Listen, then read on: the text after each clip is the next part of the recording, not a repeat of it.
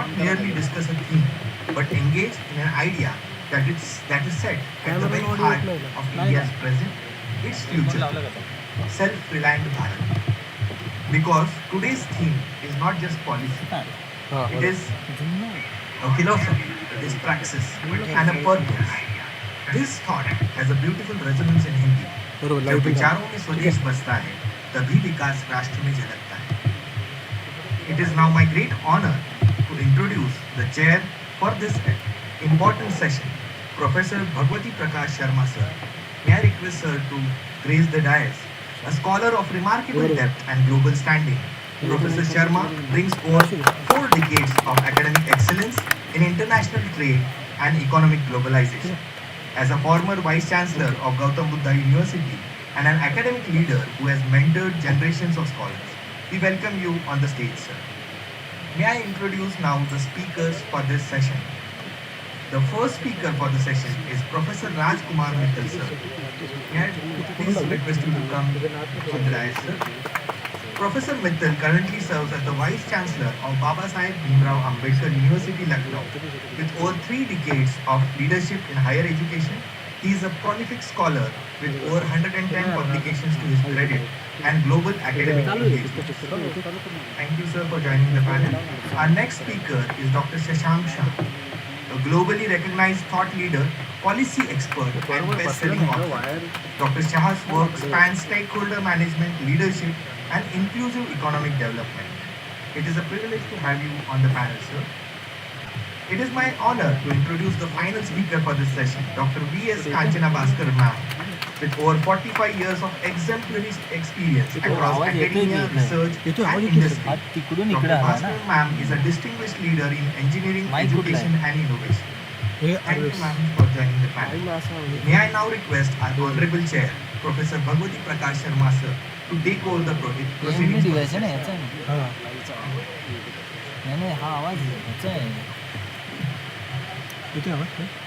Heavy matrix पाहिजे ना, नाही हे आता तो ह्याचा लावला.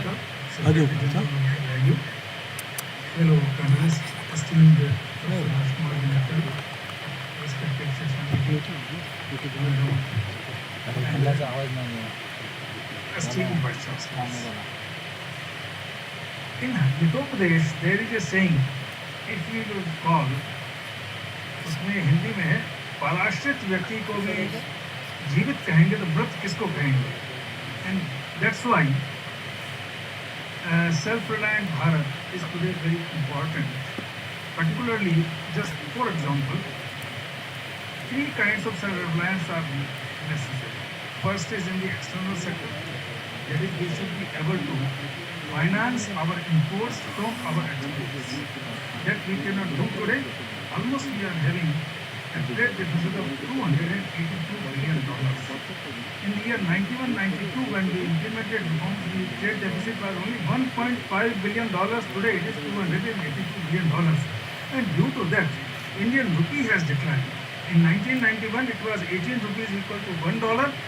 In 2010, it was 46 rupees equal to $1. Today it is 94 rupees equal to $1. So, due to non-self-reliance. Now, why we are having such huge trade deficit? On the other hand, I would also like to mention that today we are 17.8% of the global population.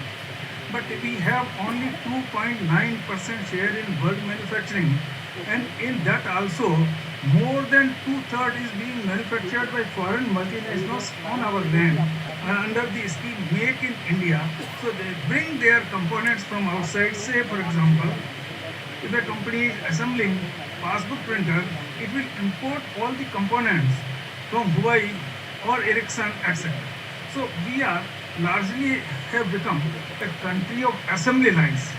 Unless we have downstream value chain of original equipment manufacturing in India, we cannot be self-reliant. For all kind of assembly lines, we need imported contents. That is important. Number 3, today most of our purchases are confined to foreign products.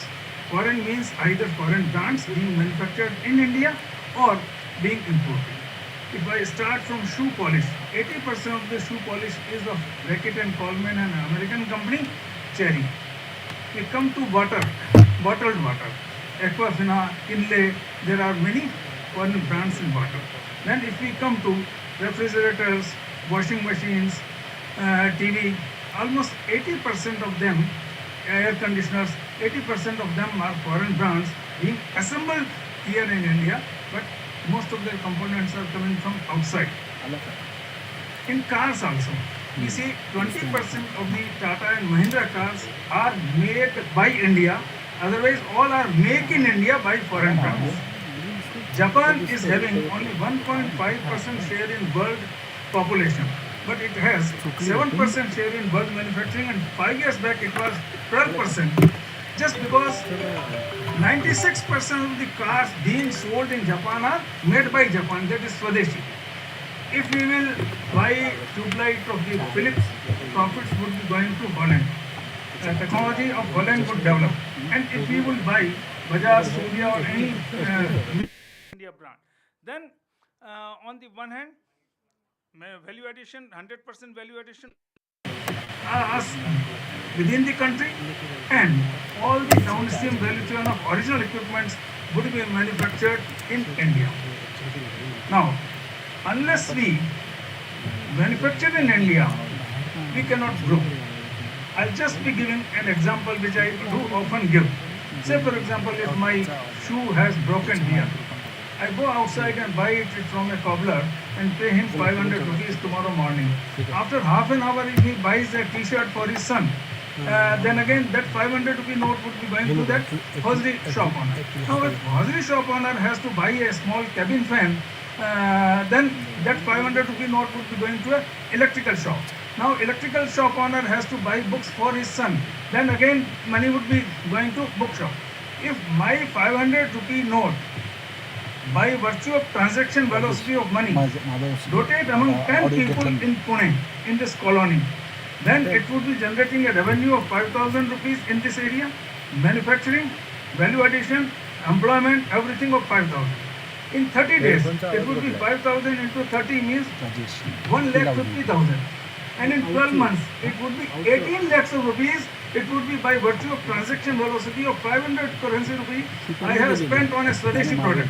If alternatively I would have bought from Amazon, they would have supplied a Korean or a Taiwanese shoe, then that 500 rupee would be generating worth of 18 lakhs of rupees by transaction velocity of money into that country. And therefore, to make India self-reliant, we have to be Swadeshi, and otherwise we are just acting like a surrogate mother.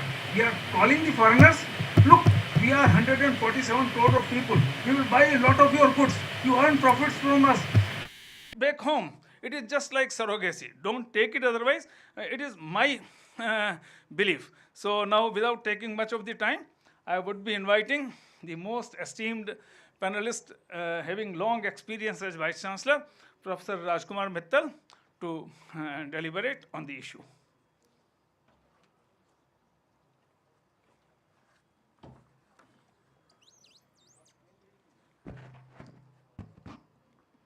Good afternoon, सभी को नमस्कार.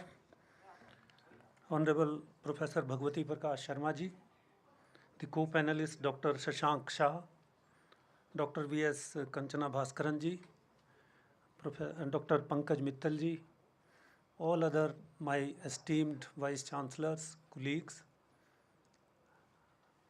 Professor Bhagwati Sharma ji has laid the foundation for the discussion on this very important topic, which is self-reliant Bharat through Swadeshi economic patriotism and techno-nationalism. जो ये topic है, इसका जो essence है, the essence of topic is स्वदेशी जरूरी, विदेशी मजबूरी. That in all day-to-day life we have to adopt Swadeshi, and wherever there is a necessity to develop the capacity of the country in critical area maybe, then we may import foreign technology or foreign goods. But as Professor Bhagwati ji pointed out, that most of the items there is a element of foreign products. India has become over a period of time assembly hub. So whether it is solar panel, electric vehicles, pharma, API, or any other electronic goods, oil, there is a lot of dependence of our economy on imports. And there is a consistent trend of trade imbalance, trade deficit to the extent of 280 uh, dollar billion dollar in our economy, and that is consistently rising, therefore putting a lot of pressure on Indian rupee, and also there is a pressure on inflation in our economy. Friends, if we look at the concept of Viksit Bharat given by Honorable Prime Minister, then we talk about raising the size of Indian economy to the extent of $30 trillion. That means banishing poverty from India, creating jobs for youth, removing inequalities which are growing, having environmental friendly development, and the social inclusive growth. So these are broadly the areas if we want to develop Bharat as a Viksit developed nation. Now all these things, I believe, they point out to the fact that this can be only done through our own model of development. We cannot borrow the model of Western world or any other country unless and until it is developed as per the requirement of India, as per the conditions of India, and as per the traditions and practices on the basis of which India used to be Vishwaguru. We cannot develop it. Right now, we don't have a strong manufacturing base in the country, and there is a lot of concentration and problem of unemployment, etc. The central point to all this is that unless and until there is innovation and entrepreneurship concept brought into our system, we will not be able to develop. And India was Vishwaguru, and we can draw a legacy that the whole process of development was decentralized process. Different parts of the country, villages, they were self-reliant, meeting to the requirement of large section of population, and as such the prevailing problem which we see today were absent. So innovation and entrepreneurship, this is the key word, and that's why this whole concept has been very rightly been selected as the central theme of this conference and discussion. And if we look at the other countries, whether it is China, there is a huge state support to the private sector, and that's why the major companies there, whether it is this Tencent, SMIC, or Huawei, all these companies, they are the leader, and they have strategically focused on technology as the leading sector for their growth. Even this USA, again, they have focused on technology, whether it is NVIDIA or any other major Intel or Google, all these have focused on the critical technology.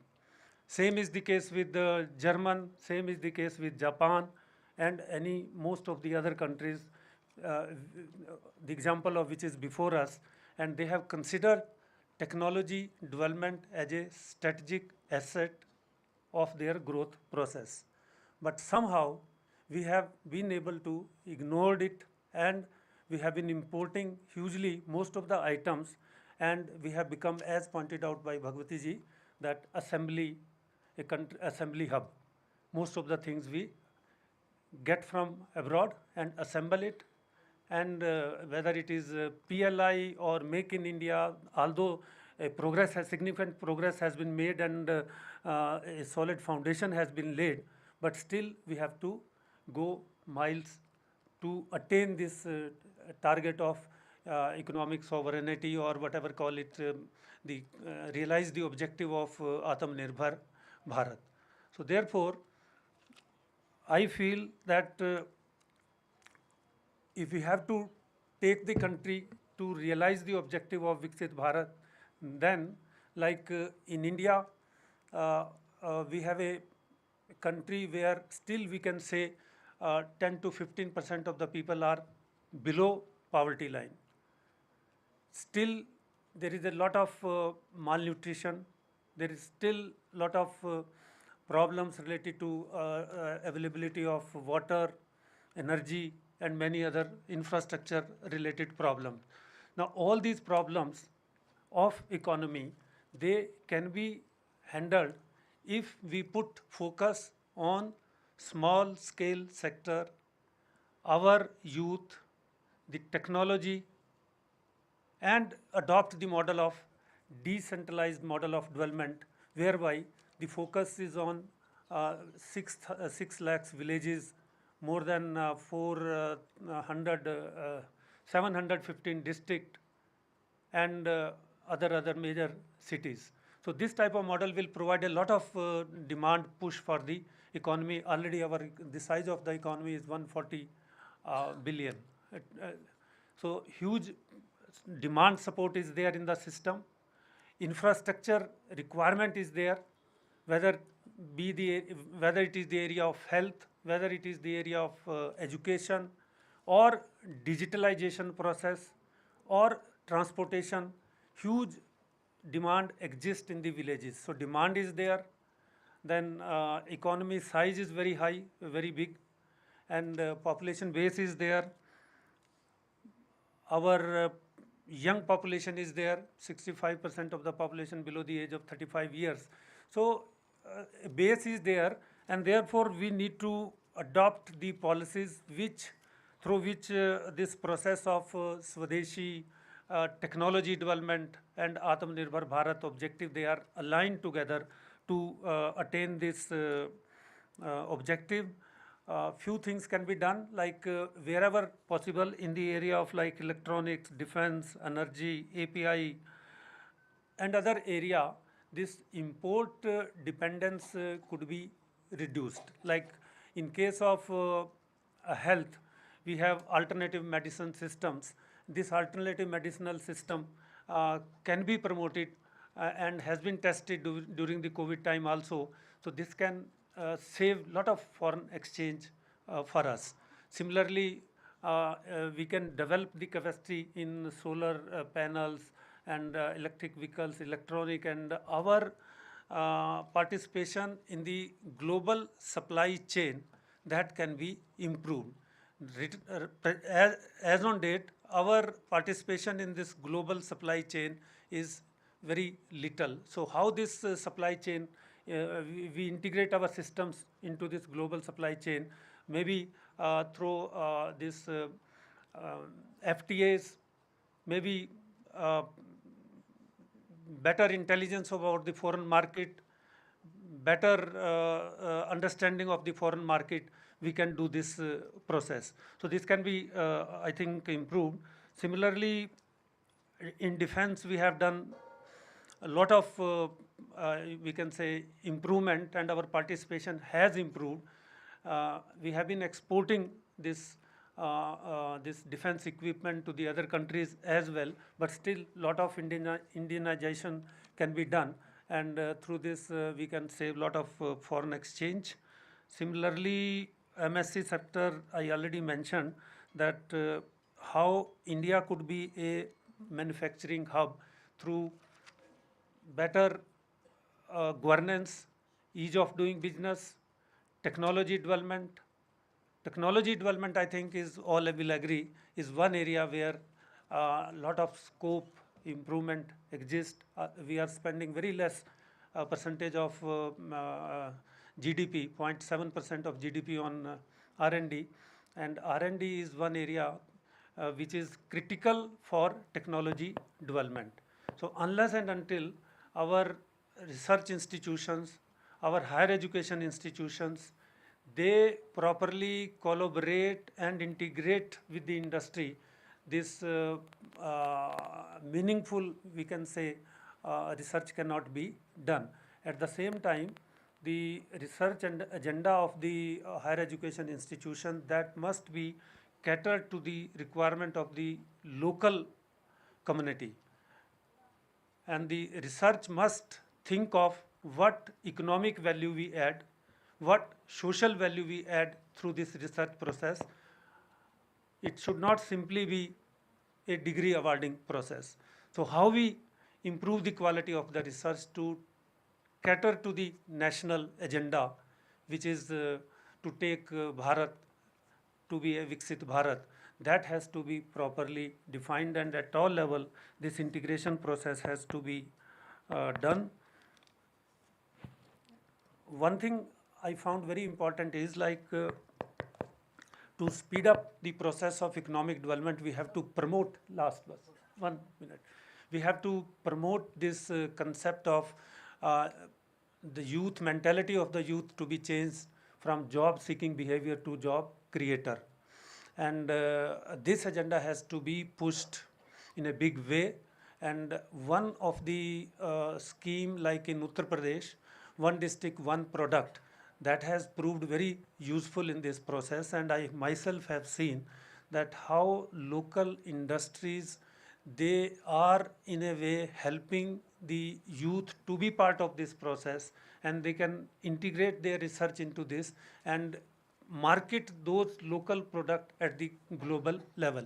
So once this process is being done at every district, every part of the country, there is a need to improve the understanding of the universities, youth, researcher to the local area. They need to be connected to this. And that's why I think the central idea of be vocal for local. Unless and until we improve this understanding, we will not be able to properly harness the local resources and the talent, and help in this process of economic growth. So these are some of the points I thought I should highlight. And thank you very much, sir, for giving me this opportunity. Thank you very much. Thanks a lot, Professor Rajkumar Mittal. You have very rightly pointed out that innovation and entrepreneurship, they are the core issues. Because unless we are innovative and we innovate, we cannot be techno-nationalistic. Actually, today, as he has also pointed out, that for most of our manufacturing, we have to import technology-intensive components from abroad. So unless we develop domestic technology for all those products for which we are import dependent, that is number one. And also we develop futuristic technologies. So one of the three themes is techno-nationalism. So he has very rightly pointed out that innovation can just enable us to move ahead on techno-nationalism, that is to develop all those products for which we are foreign dependent. He has also mentioned that India, to become a developed nation, must have at least GDP of $30 trillion. Naturally, if we would be having from 4.5 to $30 trillion, our per capita income, which is less than $3,000 per person, would certainly be going in the range of $20,000. So at least we would be at 40% of Germany. But we have to go miles ahead. And in order to enhance our manufacturing, decentralization is, he has again very rightly pointed out that unless we decentralize our manufacturing, but for decentralized manufacturing, also we need to develop the domestic technologies. And otherwise today, what is the scenario? That our industry, commerce, services and agriculture are getting progressively owned by foreign multinationals. So who would own the industry, commerce and agriculture of the country?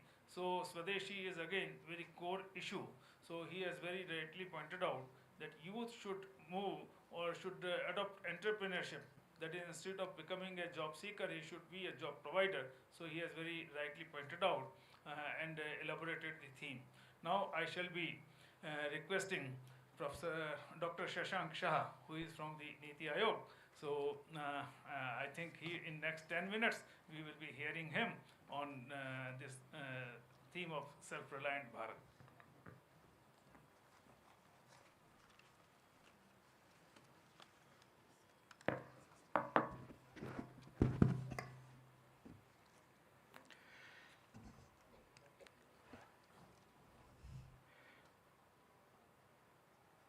Respected Dr. Pankaj Mittalji, Secretary General AIU, distinguished Vice Chancellors and patrons of higher education in the audience, a very good afternoon to all of you. I think it's an honor for me to address the 100th annual conference of the largest university association in the world, the Association of Indian Universities. So firstly, I would like to congratulate the AIU for outstanding contribution to the field of higher education, not only now, but for consistently over the last 10 decades, and in enabling India to stand on its own feet so that it can envision itself as an Atmanirbhar Bharat. The Rigvedic dictum, Ano Bhadra Kratavo Yantu Vishwataha, let noble thoughts come to me from all directions, conveys to us the philosophy of India that we have always been open to receiving the best ideas that the world has to offer to us. And this is not now. This has been true since several millennia. And it is for this reason probably that India, according to the OECD study, for 1,750 years continued to contribute between 25 to 30% of the global GDP. We were the largest contributor to global GDP for nearly 18 centuries. And that speaks volumes of the competence and the capacity of India in the last 2 millennia of our existence. A big chunk of this is because of our perspective of education or Vidya. Because Vidya or education has been at the heart of Indian civilization. What is Vidya in the definition of our scriptures? Sa Vidya ya Vimuktaye. Education is that which empowers and eventually liberates the individual. That is the sacred role that Vidya has been identified in our Indian culture and civilizational values. What is the purpose of Vidya? Today, the purpose of Vidya is to get a degree which can eventually help us get a job. But in our scriptures, Vidya had been integrated with an algorithm which confers on us ultimate peace. And what is that algorithm? Vidya dadati vinayam. Vinaya tiyati patratam. Patratva dhanam apnoti. Dhana dharmam tatha sukham. Vidya gives an individual humility. Humility brings credibility. Credibility earns wealth. Wealth leads to charity. And charity gives happiness here and hereafter. This is the message of Vidya and higher education that India has been giving to the world for several millennia, whether it was at Nalanda, Takshashila, Vikramshila, Odantapuri, Vallabhi or Ujjain. This was the fundamental perspective which made us the Vishwaguru. We were Vishwaguru because students from across the world used to come to India for receiving higher education. Recorded history shows that as early as 9th century AD, students from Japan were coming to India to study in these institutions. And around the time Oxford was taking shape as a college, our universities, which had by then completed several millennia of existence, were destroyed by the invaders. But that is the kind of legacy and heritage and proof of the power of higher education that played in making India an Atmanirbhar Bharat that was dependent on Swadeshi, that was dependent on its own innovation and its own competence, not for 100 years, but for 1,800 years. So I think this is the first step of self-awareness that is required for us in order to proceed further in this direction. The second part of my points I would like to share, because its Niti Aayog, its macro perspective, I'm asking and answering certain foundational issues connected with the theme. Why do we need to talk about Atmanirbhar Bharat or a Viksit Bharat in the context of a higher education system or the vice chancellors? Because in our understanding, the vision of a Viksit Bharat or the vision of an Atmanirbhar Bharat is the vision of human capital formation. Because it is human capital which is at the core of any successful economy. History shows that it was the Oxbridge ecosystem that was responsible for nearly 1,000 years of UK's success. It has been the Ivy League ecosystem which has been responsible for the 100 years plus of US hegemony.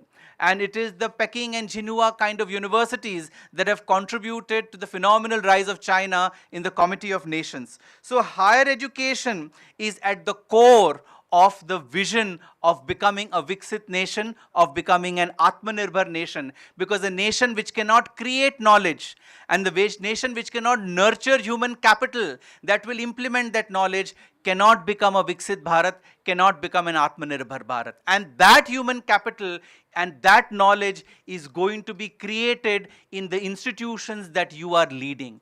And hence your role is paramount, is foundational in this process of realizing the vision of an Atmanirbhar Bharat. If we look back in the last 75 years, we have achieved great progress on the access side of things. Our GER is nearing 30 today.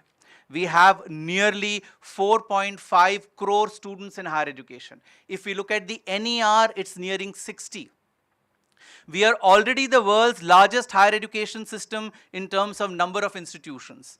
In the next couple of years, we'll become the world's largest higher education system, even in terms of the student enrollment. So we have done very well in access, given that we have a GPI of 1.01, which means there are more women than men in this country in higher education. It's a phenomenal tribute to Srimati Savitribai Phule, in whose honor the Pune University has named, because her life was dedicated to women's education. And she would be delighted to see today, in the 100th year of AIU, we are celebrating the success of higher education in this very city. In a couple of years, or rather by 2035, India's GER is anticipated to be 50%, which means we will have as many students in India's higher education system as the population of Germany. That's the size we are looking at. So we are doing very well with access, but we need to focus on something else in order to achieve, as was mentioned, Atmanirbharta, Swadeshi, Techno-Nationalism, and other fundamental requirements to be a Viksit Bharat. And that is quality and future readiness. Let me share 4 stages which typically contribute to this. The first stage is strengthening the higher education system. If one would look at China, this was achieved through the double first class program, which expanded access, achieved global competitiveness, and developed STEM capacities. We are doing very well here, and we have made phenomenal progress. The second stage is building knowledge systems. South Korea's science parks are a very good example. They foster industry partnerships and advance R&D infra. India is making great strides in this space as well. We have done a lot of work with establishment of science parks, and state public universities are also moving in that direction. So we are progressing there as well, though a lot more work to be done. But the third stage, which is vital, is converting ideas into innovation. This is a stage we need to embark on now. US's Stanford Silicon Valley ecosystem accelerates research translation and industry-allied innovation. This is an area which plays a phenomenal role in achieving the kind of self-reliance that was mentioned about in technology, in manufacturing, and several other areas. And the fourth stage is driving the economic power. Japan's Society 5.0 program that scales homegrown innovation for innovation-led growth. So that is the final stage which will enable us to move closer in that direction. But all these 4 in our context have to be applicable to the inherent strengths that India has. The mistakes that we are making is probably we are benchmarking with the success and what other countries have done. What are our strengths? Demographic and entrepreneurial strength. 70 crore Indians are below the age of 25. We are going to have this advantage all the way to the end of this century because our median age just now is 29. And we are going to have the largest working age population of 1 billion people for almost the next quarter century. Second, global diaspora, a very, very great advantage. 3 crore Indians overseas, 6 global heads of state of Indian origin. It gives us a lot of soft power. Cultural advantage. We are the birthplace of 4 religions, pioneer of yoga and Ayurveda, largest democracy with 2,000 political parties. That gives us the standing to talk about things. We are not a communist country. And fourth, our geographic positioning is also our advantage. Year-long sunlight, and we have the Indian Ocean, probably the only ocean in the world that's named after a country, and that's India. And that is the kind of strengths we have. But the challenges, all that we are talking about Atmanirbhar Bharat needs to address these 5 challenges that I am highlighting. First, urban-rural disparities. Even today, there is 1/3 per capita income in rural India versus urban India. If we really want to be an Atmanirbhar and a Viksit Bharat, we will have to focus on inclusive growth and development. Second, we suffer from the energy quadrilemma. We need to balance security, affordability, access, and sustainability as far as our energy requirements are concerned. The current geopolitical situation is a stark reminder of the kind of challenges we would face when things don't go our way. 45% of energy requirements are via imports, and we have 3 to 4x power costs compared to our peers. Third, we need to upgrade capabilities, higher value addition in manufacturing and logistics, and enhance R&D, plus strengthen finance and government sectors. This will play a vital role in Atmanirbharta. Fourth, we need to address the upsurge in climatic disruptions. 2x heat waves and 30x wildfires. Climate disruptions are not the chances of the future. We are facing the heat when we were downstairs today, that 40-degree plus hits you, you know that this is not sustainable. And lastly, phygital and unpredictable future. We are in the risks of the unknown unknowns. AI is just the beginning, it is not the end. And there is so much that is going to happen in the next quarter century or more that is unknown to us. So in this, what role do universities play? This is the last part of my observations. Universities need to stop looking at playing the role only of giving degrees and making individuals ready to get jobs in the market. I think the job and placement mindset needs to be given up because it's a legacy of the British colonial rule and the Macaulayan mindset that we still measure ourselves with most universities talking about how many placements they've had, what has been the C2C average for that year, and things like that, which makes that an aspiration for students and nothing beyond that. So what should universities look at if not? Yes, that's important. Human capital formation is very important, but that's one part. The other vital part is what is the core of universities? Research, innovation, and entrepreneurship. I'll give you 2 examples and then I'll conclude. First is the example of University of Cambridge. You all are vice chancellors of universities, extremely experienced over 4+ decades of your own professional experience, and you'll be able to relate to this and maybe pivot towards that.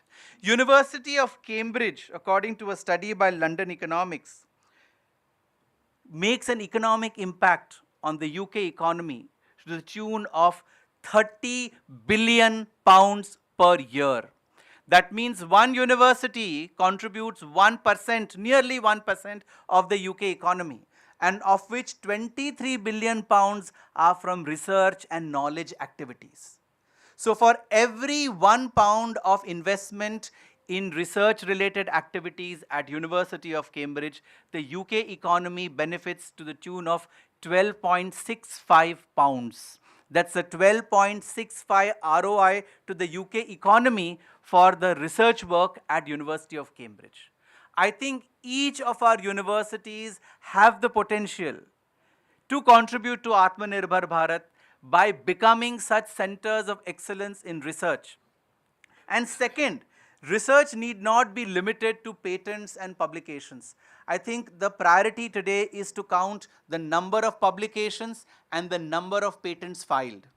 That's a great first step, But that is not the final step, because the most important thing is translating that research into innovation that can help us achieve some of the priorities that I just identified.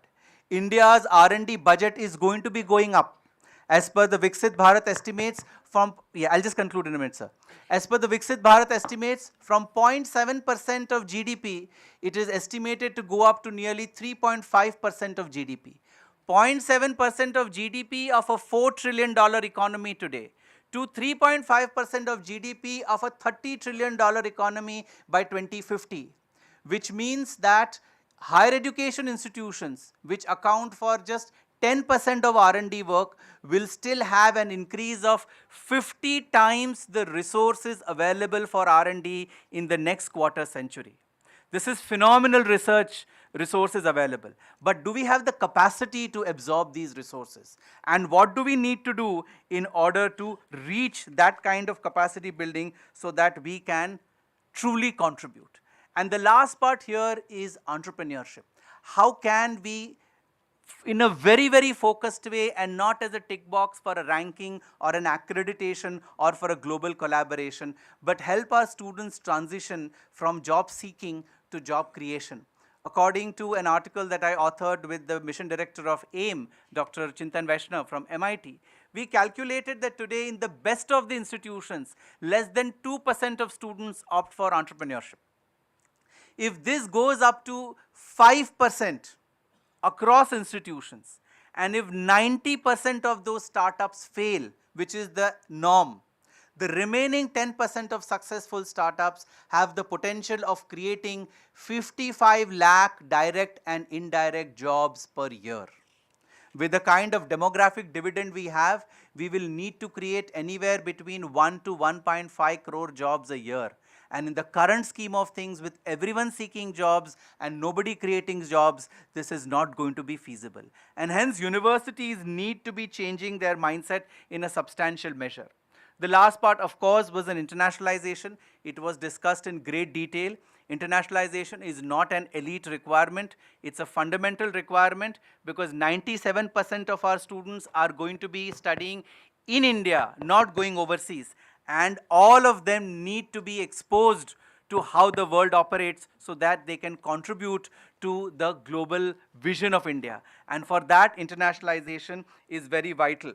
I'll conclude by saying that the QS India Summit this February had mentioned in their report that India, and this is the UK publication, that India will be the world's #1 economy at the turn of this century.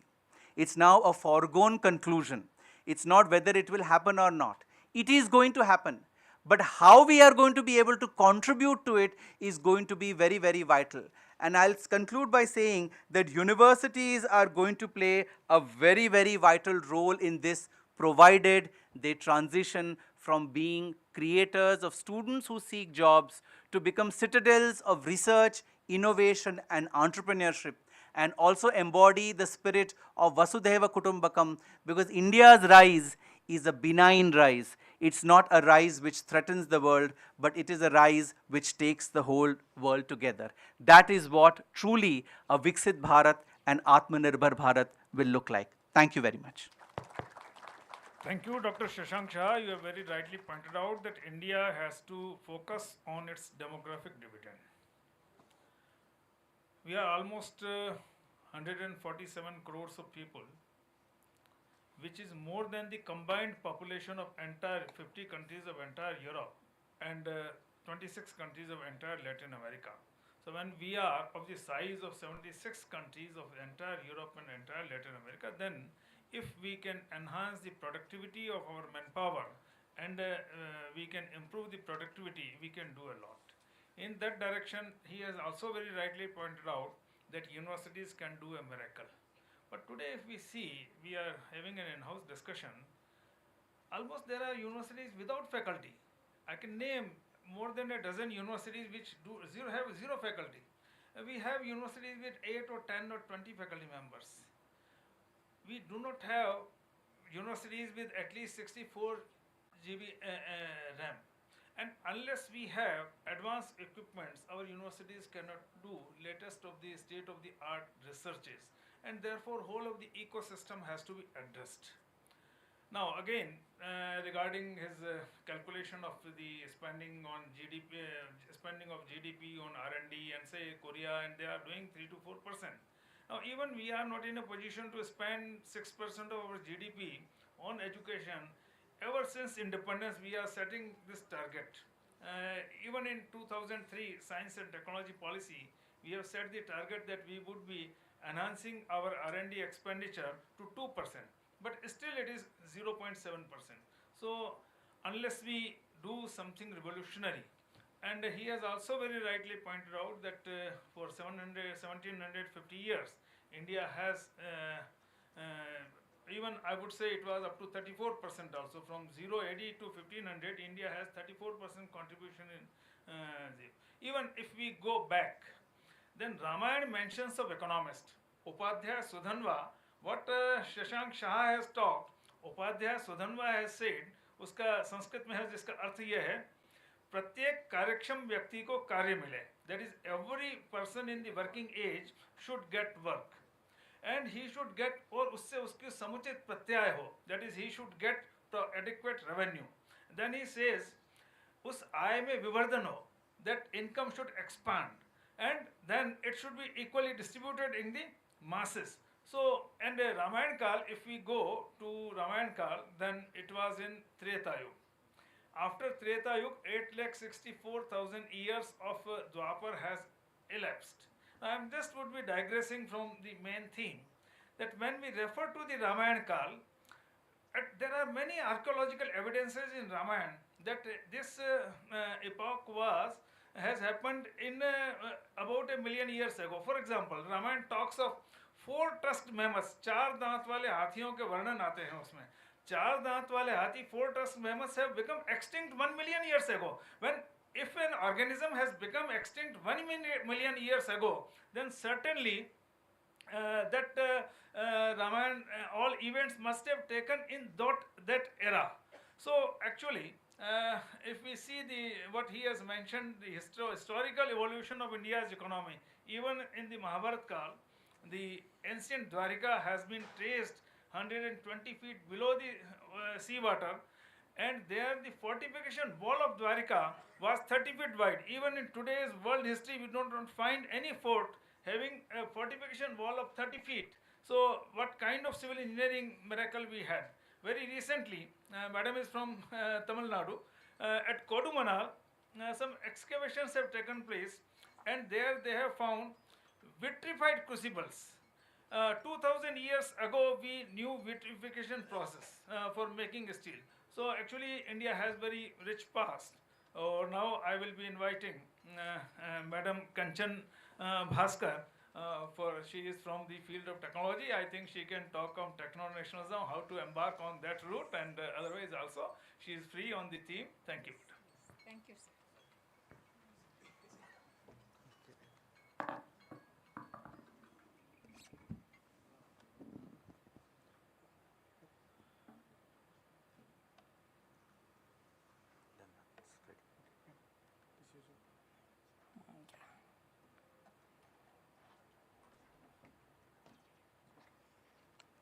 Good evening, all. Respected academic leaders on and off the dais, Dr. Pankaj Mittal and a team who are actually arranging this such a nice event. It is my privilege to talk on the self-reliant Bharat through Swadeshi, economic patriotism and techno-nationalism.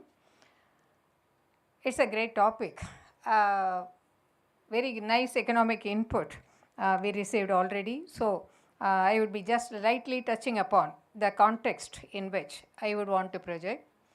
Launched in 2020, the Atmanirbhar Bharat scheme with a 20 lakh crore blueprint in the country with a 10% GDP stimulus, how it is impacting, and what are the 5 pillars of self-reliance that we are going to be concentrating on, which we are very proud of. The first one is the growing economy, what we have. We cannot afford to have incremental changes. We need to have quantum leap in that. And the infrastructure, development of infrastructure, and the system, the technology-driven governance and operations, what we need to have, and the demography, which we are proud of, what was already mentioned, the vibrant energy, the largest tertiary age population, and the demand, the people's purchasing power, which is increasing. Towards this, as told already, I would want to show how our GDP was one third of the total GDP of the whole world in the first century was with our country. And later, due to innovations, invasions and all, you had this disturbing. And as you see, the line what, yeah.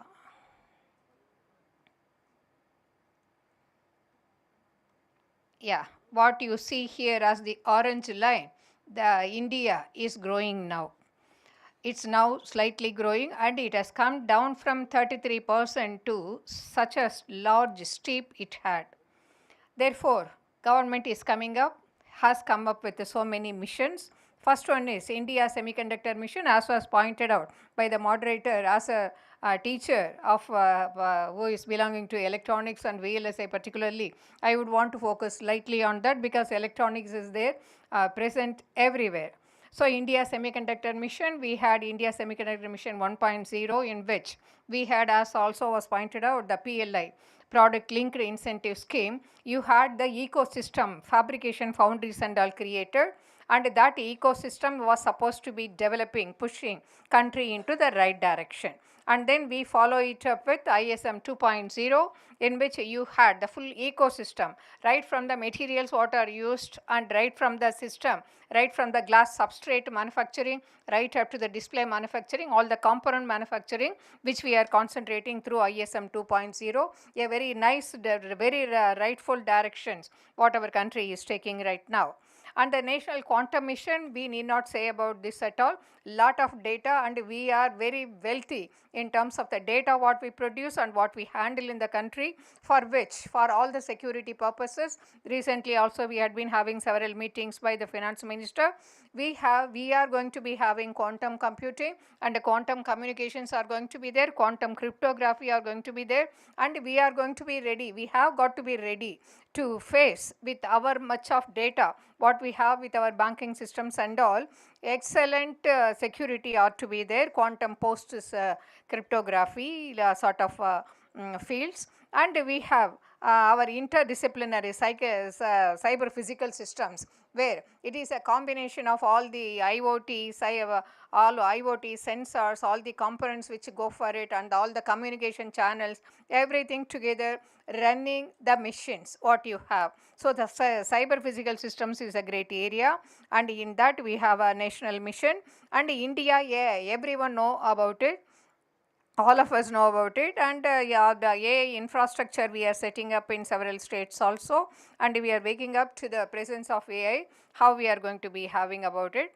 And a national supercomputing mission, and in national supercomputing mission, when America denied us the supercomputing facility, our CDAC came up with our own supercomputing infrastructure, and that has helped into creating such a great computing facility here. And next is the national manufacturing mission with 20 which can generate 22 lakh employment, and so many crores of turnover. And these are going to be covering large, small and medium enterprises also, industries also. Therefore, as an academic, if I want to look at the economic patriotism, make in India for self-sustaining economy, what do we need? The manufacturing and production linked incentive PLI scheme across 14 sectors which has come up, and electronics manufacturing in a big way. And the next one is agriculture and food processing, right up to the micro food processing and the pulses mission and all, and automating the agricultural fields, and the domestic production, increasing them, and we have got to be in a position to export. We have 1/5 of the total world population here. So despite catering to all these, we have got to be exporting also, otherwise we will not be able to meet. So technological adoption is needed, and for that we need to have the infrastructure and employment which would be generated out of that, and the infrastructure development right from the roads, right from the machines and all, which I will be showing later, right from shipbuilding, right from rail coaches building, everything we have got to be having. So, and the logistics also, with such a huge population what we have in the country, the logistics and the requirements are to be met. So, for all this, the tourism sector, including the medical tourism, what our country is big, and we can be proud of the fact that India is the one country where you can get immediate medical attention compared to all other for very well developed countries also. And at the same time, we go for women entrepreneurship also, women technology parks and all are the samples or the proofs of what we have achieved. And financial inclusion, this is a great area what our country has proved it, and we have got other around 10 countries to be following the UPA also, and that caters to 80 to 85% of digital payments. Therefore, economically we are growing very fast, and in multiple directions we are actually focusing, and as you see, so many billions of transactions per month is happening, and the outcome is the stronger domestic economy and the related job creation what we are realizing, and this is going to be towards reducing the import dependence from the other countries. And with respect to the techno-nationalism, we have got to innovate in India. We should not be just getting IPs and royalty and all from the foreign countries to assemble phones or to assemble automobiles and all. We have got to be doing our own indigenized designs, and for that we started with the defense indigenization, wherein 65% of our total defense equipments are made in India presently, and we have got 430 plus licensed companies catering to the equipments creation, and we have so many thousands of MSMEs and private sectors to be part of the thing, and we have got to become a global defense manufacturing hub, and who can be exporting things and all to them.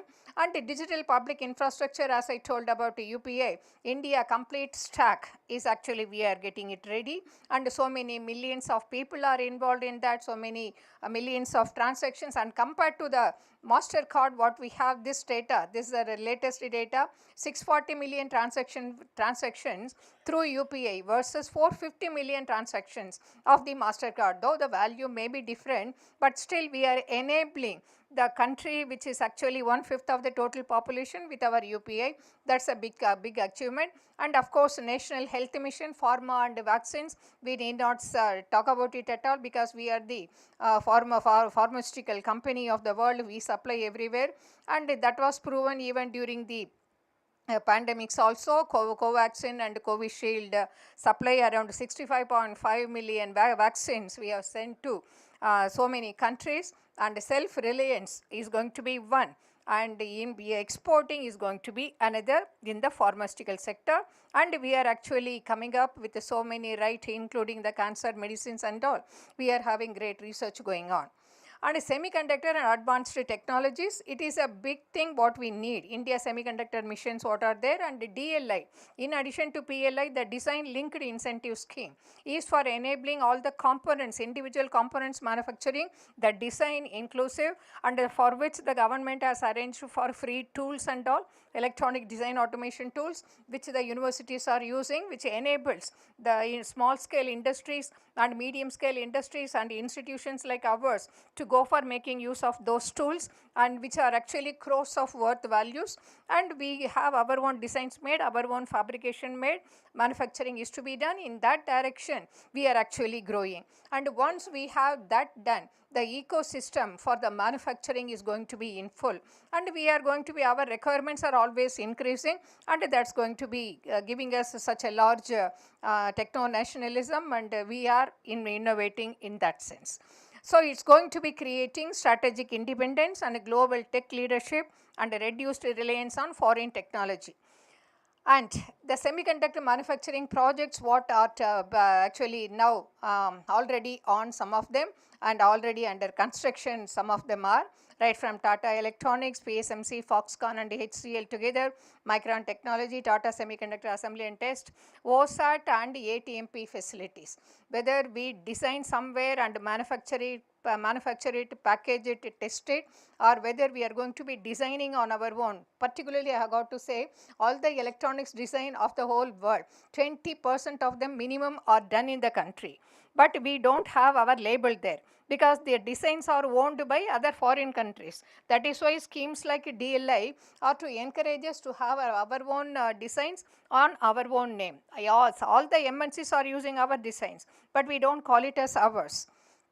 So what do we do? Actually, I wanted to show this particular picture where you see circumferentially across all the countries, right from Taiwan, which is actually around 1/3 of Tamil Nadu area. But it is actually having so much of contribution with respect to the electronics manufacturing, and all the countries what we have, right from USA, right from Japan and United Kingdom, China, all these are actually occupying the total electronics manufacturing area. India is not to be found, and we are the 1/5 of the total population of the whole world, and we are the largest consumer of electronics also. So what we do in that, this is what is the current market value, and our requirements are actually on the growth only. Therefore, we have the current market value which is going to be increasing to $109 billion and which is going to be $500 billion, and all these electronics what we do are going to be the foundation of India's digital transformation, what we are talking about, what we are actually witnessing also, and for the defense system, for healthcare innovations, all the automotive advancement, artificial intelligence capabilities, right from the AI chip design, whether it is AI edge computing or the AI server, everywhere electronics are going to be there. All the automobiles on the road have got embedded electronics in it. We are talking about drones, robotics and all are going to be having electronics in it, and we don't have drone technology or robotics technology for us on our own. So all these are to be developed. So what are we going to do about that? But the positive things I wanted to show also before going for the next. The fastest growing G20 economics, if we look at, as also mentioned, about 7. It is 6.7, 6.2 last year, and it is actually growing. And we are proud that we are the 4th largest economy after Germany and all, so surpassing even Japan also recently. But the GDP per capita growth of India, how is this increasing? From 2014 up to 2018, 2022 and the recent times, we have increased it to, someone also pointed it out, it's only less than 3,000, which is $2,697. And we are in the 164th rank across all the country with respect to GDP per capita. This is where we are poor. We say that it is a 4th largest economy, but we are holding the 164th position, and 96 is China with 13,000, and 11th is USA with 85,810. So when are we going to be reaching that? That is our target. And to have another point, on purchase power parity basis, we are actually in 3rd. This is a positive sign what we have. Next to China and USA, we are in the 3rd, purchasing power. So we have the population and they have the purchasing power. So the economy is going to be increasing provided we innovate, we make in India, and we get all the supports from all the quarters. And as you see here, around 1990, 89 and all, before 1989, India was doing even better than China. And after that, as you see the two graphs, what you see for China and for India, the China, the country actually was going down right from 1990 onwards because of some factors what we already know, and how to actually reduce the gap, and that is our push. Therefore, as an academic leader, as academic institutions, as people who are directing and advising, and who are actually formulating all the designs, criteria and all for the universities, what have we got to do? The re-imagination is essential. In what way the re-imagination has to be done? First one is, we right now have rigid curricula. Time, huh? Okay, I'll go, sir. Okay. Rigid curricula and exam-centric assessment, what we follow, and whereas technological disruptions are happening very fast, that's why I was speaking very fast also, and we have skill gaps and a limited industry exposure and a global competition for deep tech talent. Actually, this is growing more, and we have to have our young people, tertiary age population, into actually employment as pointed out, university to be an important node in the industrial ecosystem, and all these are going to be the important point for which academia, who provide the talent, and the industry who have got to connect with the academia, and the partnership government policies which are to be enabling all this connectivity. Only when all these three factors come together that we would be able to achieve the reimagined model. The reimagined university model, how is it going to be? Multidisciplinary skills for holistic development. Not only in one discipline we can afford to have the knowledge, and inter and trans multidisciplinary pathways the student should be able to take based on the holistic tangible outcome what he wants, and project based learning, stackable credentials and credit mobility he has to be having, and outcome and competency based assessment methods are not just going to be by just the remembrance, the quality and quantity, and the curriculum re-architecture what we need to have, taking all these into account, the dynamic curricula and interdisciplinary minor majors and all, and for which how we are going to be creating the such an atmosphere is, as an example I am showing. Yeah. I am showing just what we follow in VAT, university course 60, professional course 60, and open elective 40, wherein we go for having, yeah, what we are giving is minus honors to give the facility for the student, and these are all needed for industry internships, for academics to come up together. Therefore, I'll just go to the last slide. Universities as national transformation engines for self-reliant Bharat, what we need, and a collaboration across academic, industry and government is needed, and focus on quality, relevance and impact is needed, and you have got to have the future ready learner created, and the technology missions what government is producing are the opportunities, and the universities are the engines. And thank you very much. Thank you.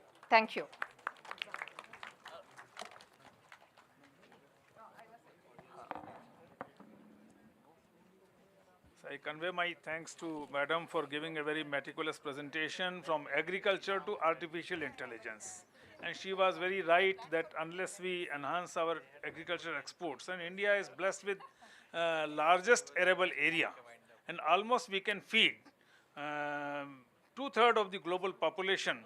We have that much agriculture potential.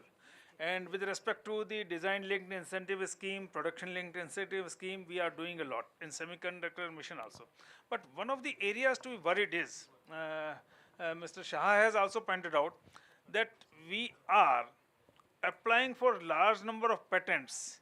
For example, for AI, we are the fourth largest country for AI patent applications. But patent grants we are not even in top 10 countries. 70% of the patent applications have to be withdrawn. So there are many such gray areas where we have to work. And particularly, even today, in the area of artificial intelligence, there are 700 big entities which have been making innovations and developing products. Out of those 700 entities, India does not have any single entity, whether R&D organizations or companies or universities or technological institutes, or we are not there. But 35% of manpower manning those 700 entities are Indian. So actually, unless we develop our own products and brands, we cannot work. So today, the focus is on that. I'll be concluding afterwards. I think now it is the time for the audience. You can have your observations or questions to any of the panelists. So now it's your time. Whatever time Madam would be permitting, we are slightly overshooting. So up to what, maybe for 15 to 20 minutes we will have deliberations for you.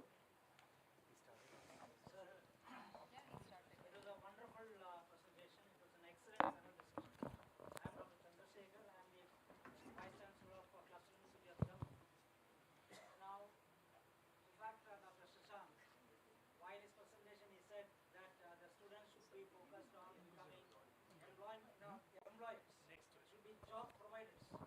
But see, many of us who are seated here as Vice Chancellors, we have been promoting our universities wherein we are saying placement 100% and 90% placement. We have that particular mindset.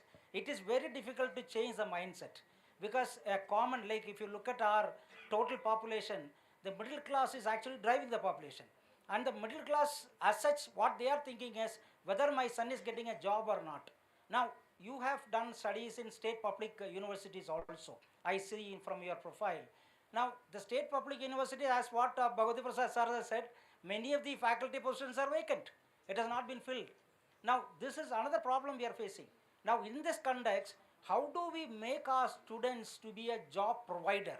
And what are the studies you have done in state public sectors, how you can actually take it into practical sense? One by one, or you want to take a few questions and then? Somebody would be putting question to you, somebody would be... Okay, fine. So should I answer that and then? I have a question to you. You can okay. answer together. Okay, Dr. Shah has rightly said that of course all of us we agree that India has huge talents, right? And our talents, we train them through our premier institution like IITs to create human resource, valuable resource. And finally, they go outside and innovate for other countries. Now, for this problem, if Niti Aayog does not have a solution, can VCs have the solution? Okay, because this is going on for a long time. Second part of my question is that if 79 years is not good enough to be a self-reliant India, Bharat, can we be confident that we can be self-reliant or develop India by 2047? Only 24 years left. Thank you so much. Now, if there is any other question to Dr. Shashank Shah, we can club together. Yes, so I we will be having only couple of questions for Dr. Shashank Shah, because then we would be having questions for other panel members. So I'll just quickly answer whatever was said. Just give me a minute.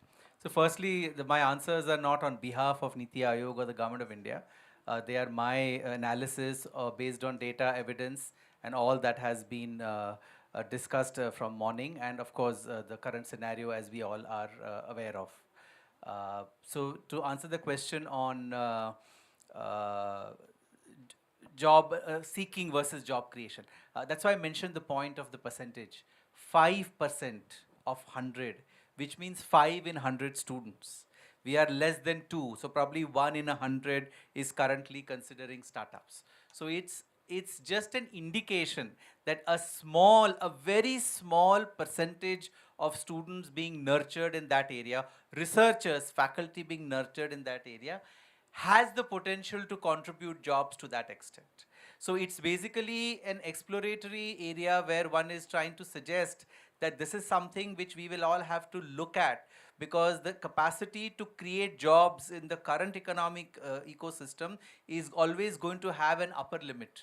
And hence there is a need for us to be looking at how the paradigm towards the way we are generating human capital can and should be changed. So it's a mindset change, and mindset change always takes time. But that also is the function of the culture that we have in the universities. So, and that's why I give the example of placement numbers and things like that. Because if the culture is all the time about jobs, jobs, jobs, then the priority of students also will be about jobs. So can we balance that with ideas, with knowledge creation, with innovation, just as a cultural change? And I'm sure it is a matter of time, it will take time. The fact that we grew from nowhere in the startup ecosystem to becoming the 3rd largest startup ecosystem in the world in 8 years, with one startup unicorn in every 9 days, in less than 10 years, is a phenomenal growth story. In the global south, especially when we were nowhere in terms of startups. Today we have 200,000 DPIIT registered startups. So the fire is there. It is only the focus is on channelizing that fire and expanding the horizons of career priorities. That's one. As far as your question is concerned, the challenges of state public universities are well known. In collaboration with the Association of Indian Universities and Dr. Mittal anchoring that study, we at Niti Aayog brought out an entire report on how we can expand the quality of states and state public universities to achieve the primacies of NEP. We've covered 4 areas there, which includes quality, employability, governance, and financing. And the report is in public domain. And it's a function of the workshop we had where almost 50 vice chancellors of state public universities participated, identified challenges, gave solutions. So I think there is a lot that can be done. It's a slow process. Education is a generational sector. Education is not a sector where we'll see changes in 5 years. So your point on if we have not achieved success in 75 years, will we achieve in 25 years? But the success story of the countries like Singapore, South Korea, Germany, Japan shows that they were down in the dumps after World War II and were in a very, very difficult situation. And in 30 years, there came a time when they made a quantum leap and transformed themselves into very, very successful economies. So the kind of circumstances that we have in our favor is what will play a role in enabling us to make that quantum leap. Given our scale and size, with 1/6 of humanity living in this country, our challenge is also to that tune. We have 4 times the population of America and 1/3 its size. So compared to US alone, we have 12x the complexities. So I think it's important to look at it from this lens and see how we can leverage our strengths and see what we can do differently as a university. Niti Aayog does evidence-based policy design and tries to recommend things. It is not a miracle box where solutions to all the challenges of the country will emerge from. It's a collective objective of all of us to look at those, not just of one institution. We have to pause for a minute, just a minute. We have to pause for a minute because Professor R.K. Mittal has a flight and therefore the organizers want to felicitate him. So they will felicitate him, he will leave and we will continue the discussions. So Yes. now you can So, felicitate him. to felicitate the panelists, I would request the our Honorable Pro Vice Chancellor Ma'am, Dr. Smita Jadhav Ma'am, to felicitate Professor R.K. Mittal Sir. He has a flight to catch, so in the want of time, he needs to leave now. Thank you, ma'am.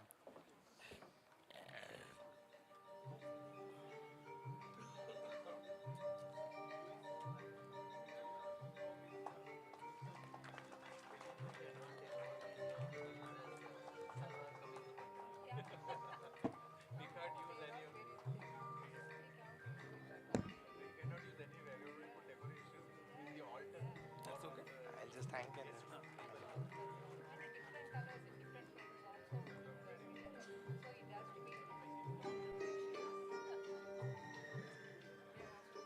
I Thank you so convey much, best sir. of journey to Mittal Sahab and now we can resume our discussions. Yes, please. Chairman sir, Thank you, sir. After that.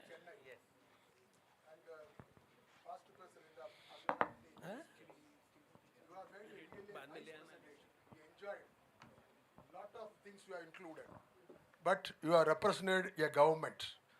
No, no, no. I know pretty well. You are part of that. But please think about one day as a vice chancellor of a university. That's most important. See, all along, you have mentioned, you made a comparison, even the last Sir, just one second, one second. let him If complete. I'll just, Please, I'll just let make him- a limited please, point. let Sir, him I have complete. listened to you for 20 minutes. Please, Why let not him you listen complete. me for a couple of minutes? Okay. Please, please. See, you have made a comparison. It's a nowadays very common. Any speaker, think Germany, think UK, think USA, how much they allot funding for their institutions. You cannot duplicate. If you want to duplicate, you duplicate everything I am telling. Again, we are sincerely working towards implementing National Education Policy 2020, out of which how we are suffering, recommended for at least a minimum of 6% of GDP for education. Even after 6 years, nothing happened in the government. They have not allotted more than what we have already. That's number one. Again, there is a partiality. When they give a grant to research grant, they take central university first priority.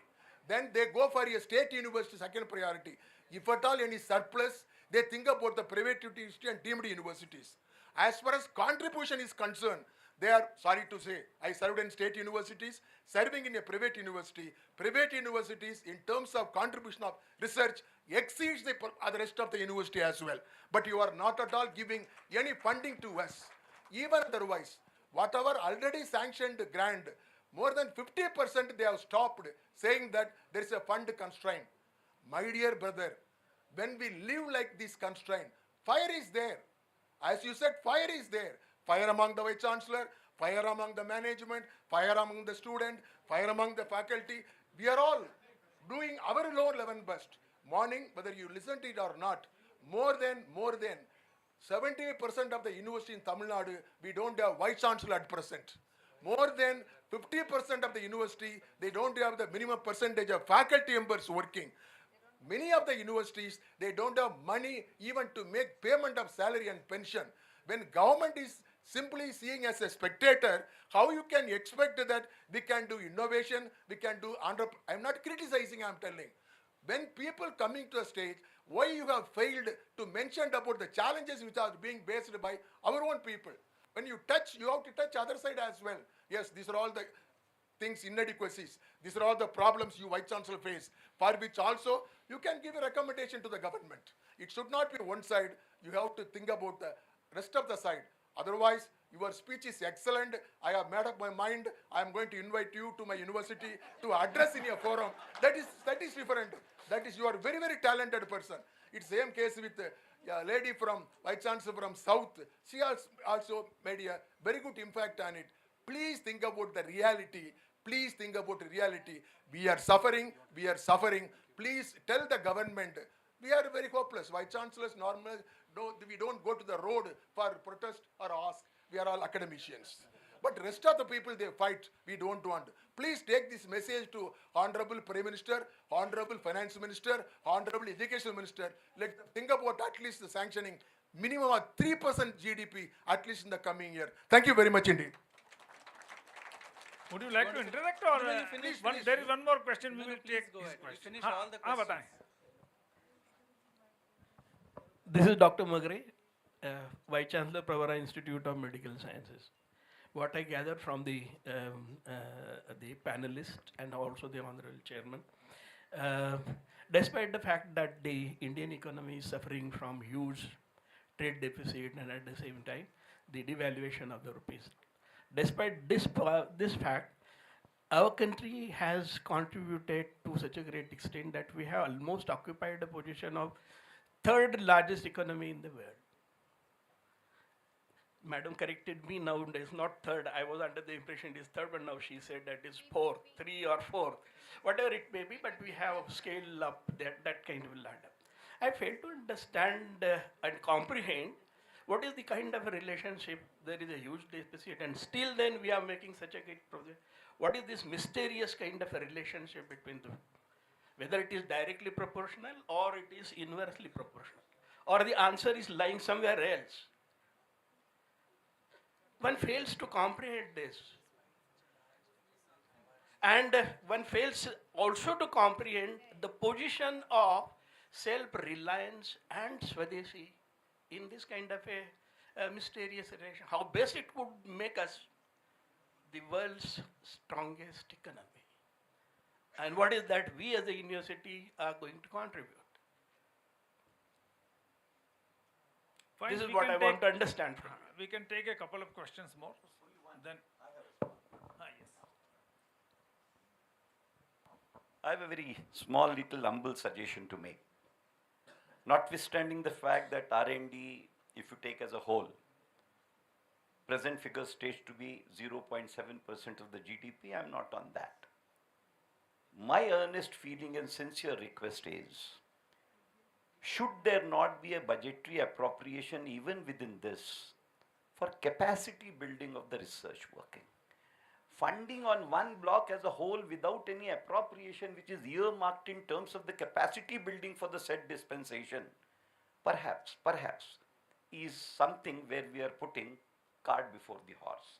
Therefore, my submission is, I do not know what is the present situation, But having been associated with the Planning Commission, we had powers wherein recommendations could be made for creation of appropriations and within even sub-budgetary heads for earmarked allocation on that particular count. Therefore, my submission is, will it be feasible to be making a subhead under the head of R&D for capacity building? Actually, he has not come on behalf of the Niti Aayog. He has come as an expert. So, directly putting a question why the government is, none of us are government representatives. We are just making our narrations. So, that's why you can make your observations. But I think about this, why government is not doing this, there's no, I think, putting the question. So, we can take up couple of more observations, then we would be concluding. Good afternoon, myself Dr. Yogesh Goswami, Vice Chancellor Sri Vaishnav Vidyapit Indore. Many points has been covered. I want to add one more. For self-reliance, I believe from the last 2-3 years, continuously we are using AI. All of us are using ChatGPT and everything. And all the universities are very hurry to show their data on all the social network, Google, Facebook, LinkedIn, everything.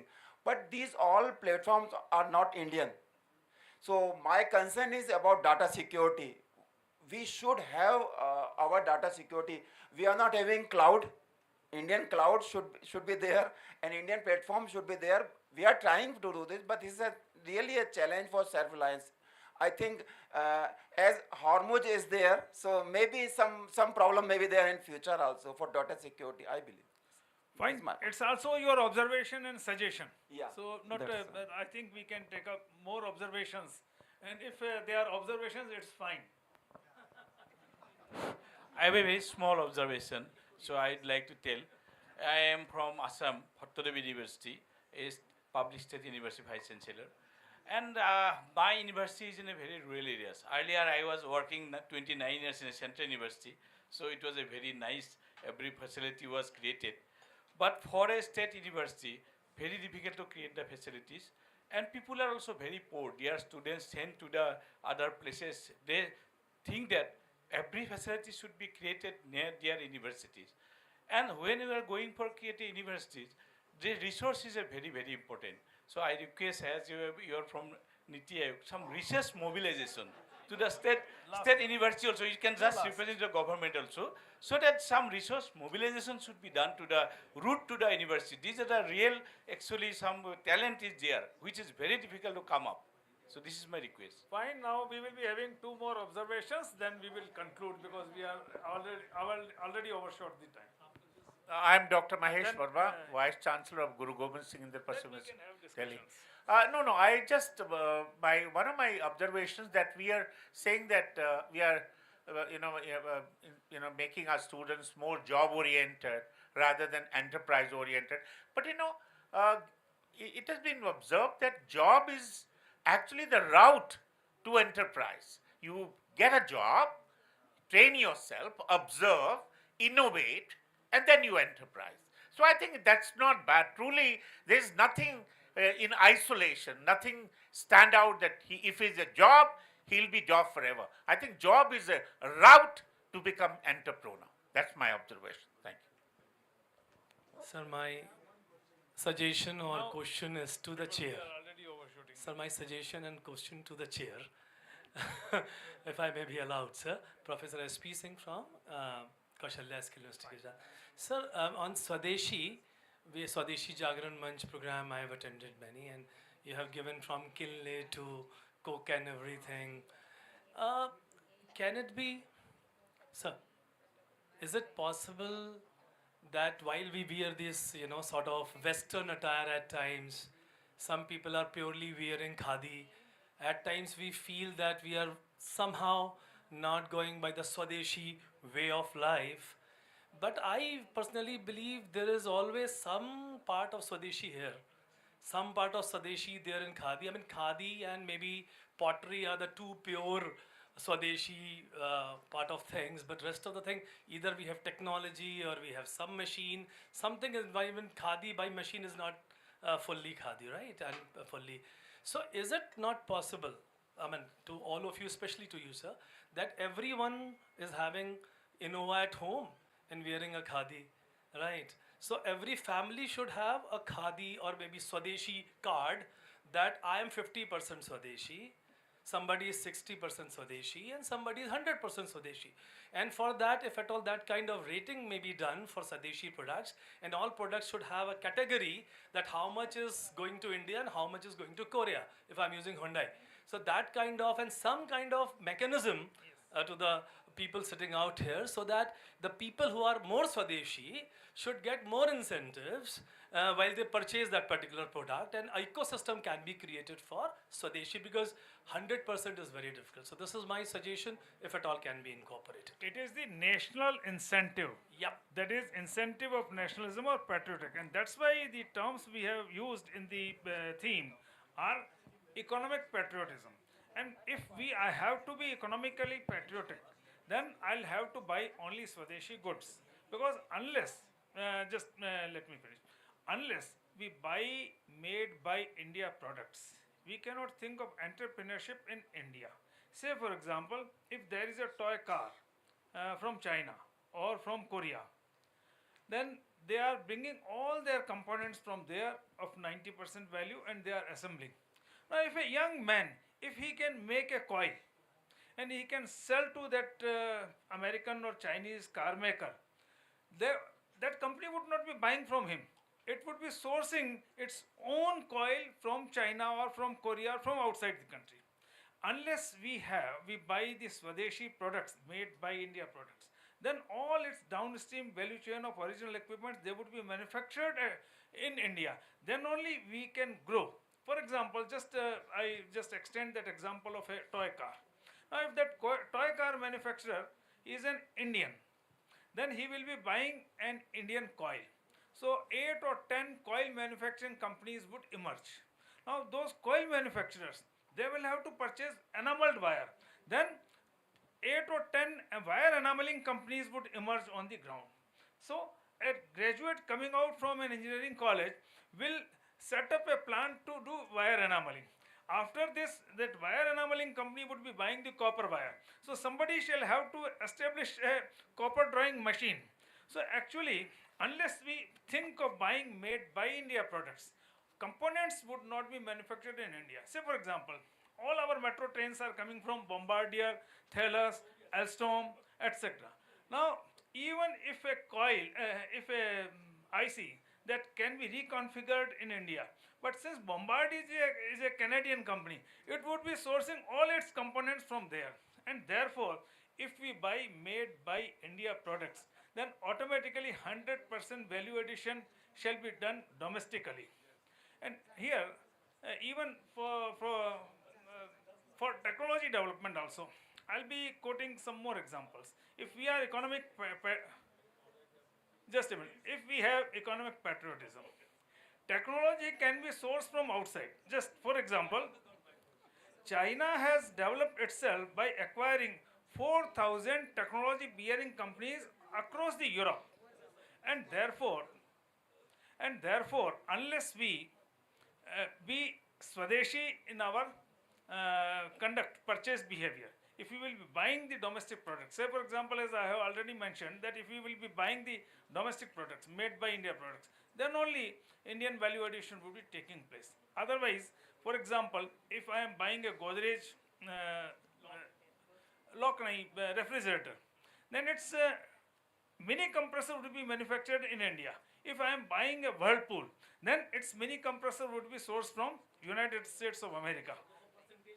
Yes, and therefore to develop manufacturing in India and cultivate domestic ownership in industry, commerce and trade, we have to be Swadeshi, and we have to be economically patriotic, and we have to be techno-nationalism. That is, we have to develop all those technologies domestically which we need. So this is where we should focus. No, 100%. It should be 100% Swadeshi. That is. No, ऐसा है ना. If we wish, for example, I'll be quoting one example. Be attentive. Japanese rice is very coarse, having not good taste, no fragrance. That is, Japanese are buying at double the price. Californian long grain fine aromatic rice is available at 50% price. But Japanese consumers do not buy that if we will start buying Californian rice, Japanese farmer shall stop cultivating rice and therefore our agriculture would be endangered. So unless we have that kind of economic patriotism, then only we can move. Say for example, for shoe polish, if I will be buying Robin, which is an Indian brand, certainly 100% value addition would be done. If I will be buying Cherry, value addition would be done abroad. So right from refrigerator to every product, unless we are economic, we have pursue economic patriotism, we cannot grow. Otherwise, 147 crore people, if they will eat food, if they would buy clothes, then only we will be having $4 trillion of GDP. But our GDP is less than the Germany, which is having only 5 crore people. So unless with this size, our size, we can grow many times more. So this is what I now convey my thanks to both the panel members. Should I speak?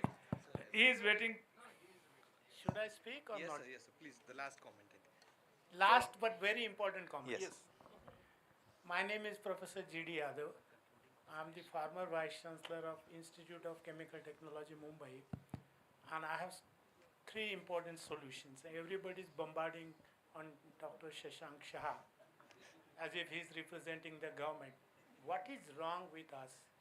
He very fiercely told about money, 2%, etc. Actually, Nirmala Sitharamanji should do increase the corporate social responsibility contribution from 2% to 3%, and the 1% should be exclusively given to higher education. Okay, that will solve the problem. Okay, that is number one. Number two is that 1%, 0.2% should be spent on, I call it as SIR scheme, that is student internship responsibility. Every student must have internship with minimum 5,000 rupees per month as the internship. That will help. Secondly, the so-called semester system is useless. I'm telling you that. What is important is you have trimester system, and every alternate trimester the student goes to industry, he earns money, and also he self-supports. I did it in 2018. 20 of my students got placed with full fellowships in America. That is the most, there was no NEP in 2018. I did it. So from my own experience, I'm telling you that some of the students started their own businesses. They got, so what we did, we split the class into two after first trimester, and every batch was one batch was in industry, one in the classroom, so you increase the capacity also. And also that way, the faculty member gets the time to go to industry, spend sabbatical there, so develop contracts. And this is what is going to happen. So we should change from this model which is people are using. You are very right. Actually, every university should have enough autonomy. If some university resolves to have trimester system, it should be given autonomy to have trimester. I suggested to AICTE, and that is, AICTE has accepted. Somebody who wants to do trimester, do it. Semester, do it. That is at your own peril. Because what happens in our country, trimester, semester means 10 months, only 2 months. 2 months students are useless. Yes, agreed. They develop all sorts of bad habits. Nobody is disagreeing with you. Actually, universities should have full autonomy, and universities can adopt either trimester system or semester or annual system. So instead of over-regulation, universities should be rather deregulated so that they can have freedom to choose the system. Last point, sir. Last only one point. See, all state universities have 60% vacancies. They are not filling the positions. Even 100%. And the ministers call the vice chancellors and tell why your university is not in NRF. That is stupidity. That is not the theme of this session. Actually, how universities are being run, this is not the topic of today's session. This was only self-reliant Bharat through economic patriotism, and I will be concluding with one remark and one actually very live example on techno-nationalism. When India wanted to buy Cray supercomputer at a price of 32 crores of rupees, And US vetoed that no, they can use it in nuclear research, so it should not be sold to them. Vijay Bhatkarji started thinking that we have to enhance the speed of processor. Why cannot we think of parallel processor? Up till that date, nobody in the world had ever thought of having parallel processors or have parallel processing. Now he started working on parallel processor, and India developed a parallel processor at a cost of 67 lakhs of rupees, whose processing speed was faster than Cray supercomputer. Actually, CDEC was established with a cost of 30 crores. We were ready to pay 32 crores for one single Cray supercomputer. And just then we established CDEC on an investment of 30 crores of rupees. And we could develop the first parallel processor, Param, at a price of 67 lakhs of rupees. And today, our Param parallel processors, we are manufacturing up to 637 trillions of teraflop processing speed, and they are most energy efficient. So today's session, we have focused on techno-nationalism, that if wherever, in whichever area India needs technology, if we think of capacity development, capability development, we need not emulate. So economic patriotism and techno-nationalism, they can turn around the Indian economy, and we can become a $40 trillion economy with these two propositions. I convey my thanks I'll make one. Ha. Yeah, because a lot of questions were addressed to me. Just make 2 or 3 quick points. I know you're running out of time. We also started 20 minutes late. Just 2-3 points. Firstly, anybody representing the Government of India cannot speak on behalf of the Government of India. I am here as an expert in my own capacity, and I have been sharing ideas on the theme of this particular thing. So why a particular set of challenges have not been identified here, because that is not the theme of this particular session. Point number 2. All the deep anguish that I see among several vice chancellors is very evident, and I would encourage you to please share your feedback through AIU, because Niti Aayog organizes regular stakeholder consultations. Very recently, we had a detailed set of consultations with public, private, deemed, and central universities, state and central universities, on non-financial regulatory reforms. Both my co-panelists, Dr. Mittal from a public university and Professor Bhaskaran from private university, were a part of those consultations along with 50 other vice chancellors. Dr. Pankaj Mittal was also a part of that. So we regularly take up the challenges of universities of all genre and convey. No, I would like to convey for a minute, because no, I'm not. Just 1 minute, sir. Just 1 minute. I'll just 5 minutes would be too long. no, I'm not taking 5 minutes. I'm saying 1 minute, sir. Just 1 minute.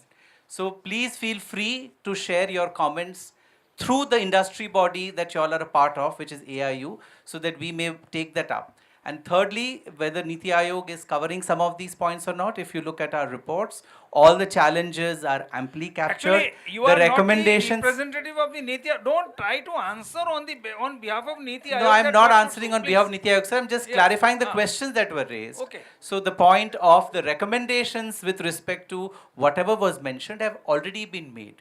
The limited role of the institution is to make recommendations, and that we are doing. And what more suggestions you have, please feel free to share. We would be continuing to do that through AIU, so that we can contribute to the sector in a substantial measure. Thank you. That is a natural process. Whoever would be feeling the need to give any suggestion, that can be given to the Niti Aayog. There is no need to invite such suggestions on the behalf of the Niti Aayog. They would be moving to. Otherwise, I think we had very good discussions in this session.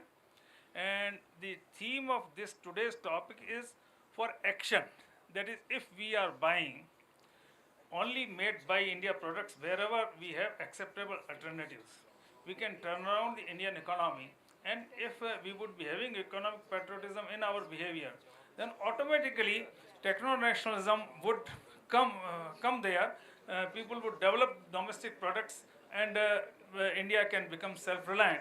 And once again, I convey both the panel members, Mittal sir, and all of you who have very actively participated. So I convey my thanks to all of you. Now I hand over to the...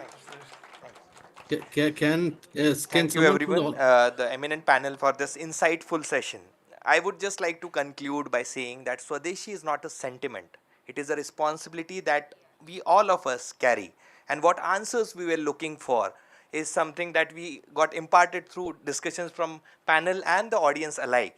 So it is the answers that we are seeking for India's future are sitting right here. It is now our own responsibility to take it out to our universities, our policies, and very importantly, imparting knowledge to our students, not basically to get jobs, but to boost innovation and thereby make our economy the top economy, not at the turn of the century, but earlier than that would be 2050 would be an ideal goal with all the eminent VCs in the audience. I think this is not a far-fetched thing to achieve.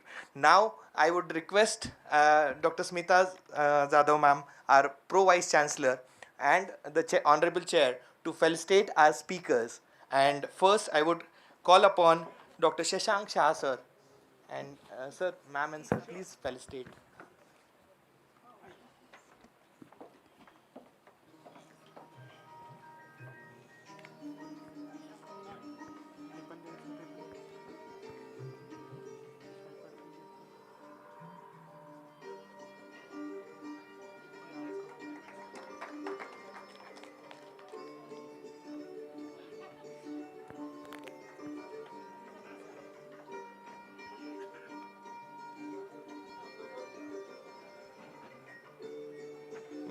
May I now invite Dr. Kanchana Bhaskaran, madam?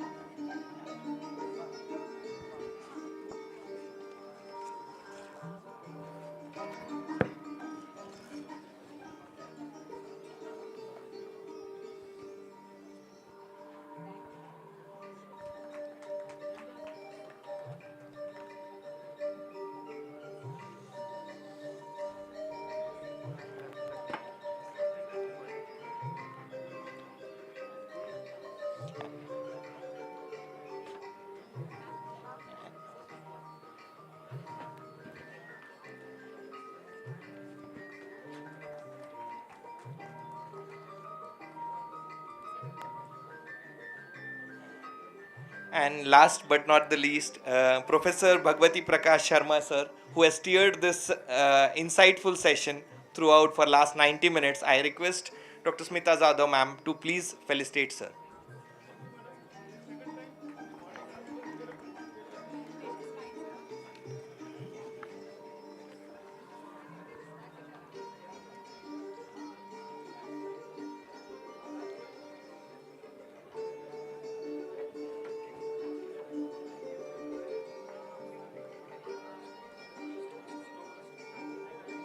Thank you so much, ma'am. With deep gratitude to our chair, our speakers, and every mind that has engaged today in this insightful conversation. Technical session 1 stands concluded now, and we now break for tea. The arrangements for tea and coffee have been made in the cafeteria across the right of you on the exit door. So, the break would be 10 minutes as we proceed for the next special session on health. I request you all to rejoin the session. Most pleasant announcement of the entire 90-minute session. It was really, it was a spark session and everyone was quite so I think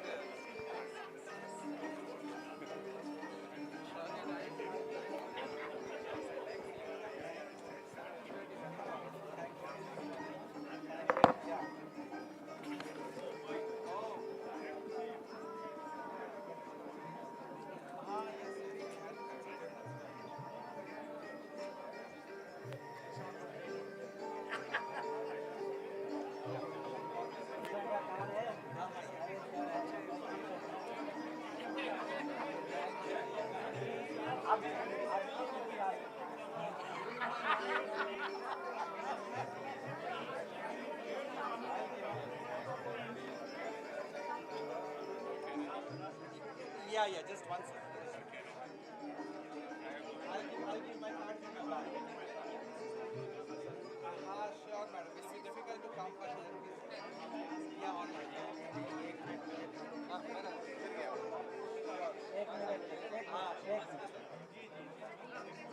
हो गया 10 minute break ले लिया ले लिया हमारा भी ले लो एक मैं जम्मू जम्मू अंटाव कदा Ah. Jammu master Right, thank you. I'll send you. yeah please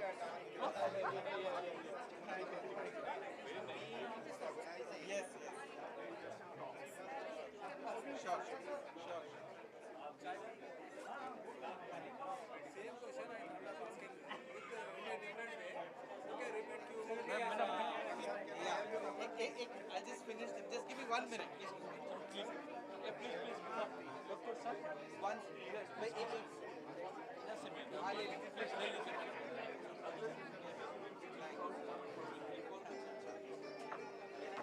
तुम्ही सगळे पॅड काढून घ्या